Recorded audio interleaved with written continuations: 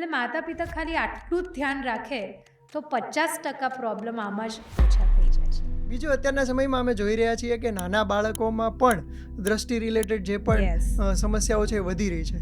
તો એની પાછળનું કારણ શું હોઈ શકે? ને બીજો પ્રશ્ન એ કે માતા પિતાને શું ધ્યાન રાખવું જોઈએ કે જેના કારણે એમના બાળકોને નંબર આવવા જેવી સમસ્યા ભવિષ્યમાં ન થાય? એક વસ્તુ બહુ ઇમ્પોર્ટન્ટ છે કે તમે પૂછ્યું કે એનું કારણ શું છે. યસ. નંબર 1 કારણ મા બાપ પોતે છે.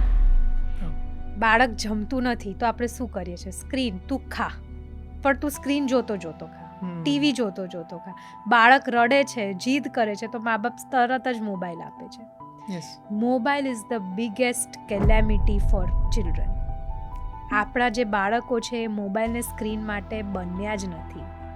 એમનો આંખનો વિકાસ જ્યારે થતો હોય ત્યારે એમને દૂરદ્રષ્ટિની જરૂર છે, સનલાઇટની જરૂર છે, પણ આપણે આપતા નથી.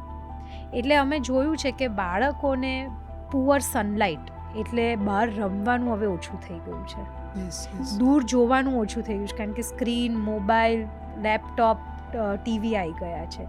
સતત બાળકને આપણે એસીમાં રાખીએ છીએ. આ બધું, અને આહાર બધું, પટેટો ચિપ્સથી લઈને કંઈ નથી ખાતું, પટેટો ચિપ્સ ખા, પણ આપણે ગ્રીન વેજીટેબલ્સ, ફ્રૂટ્સ એ બધાને આહાર પર તો હવે એટલું ફોકસ જ નથી કરતા. આ 4 મુખ્ય કારણ છે કે બાળકને નંબર આવી રહ્યા છે. બરાબર છે, બિલકુલ સાચી વાત છે. એટલે ગેમિંગનું વળગણ હોય કે પછી કાર્ટૂન્સનું, નાનું બાળક હોય કે મોટું થતું હોય, એ તમામની અંદર આ બધું આપણે જોતા હોઈએ છીએ. યસ.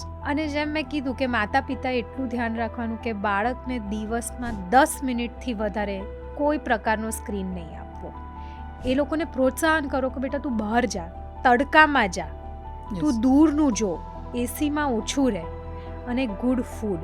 અને આ બધાની એક સાયકોલોજીકલ ઇમ્પેક્ટ પણ બાળક પર થાય છે કે બાળક જિદ્દી થઈ જાય છે, મોબાઈલનું એડિક્શન થઈ જાય છે.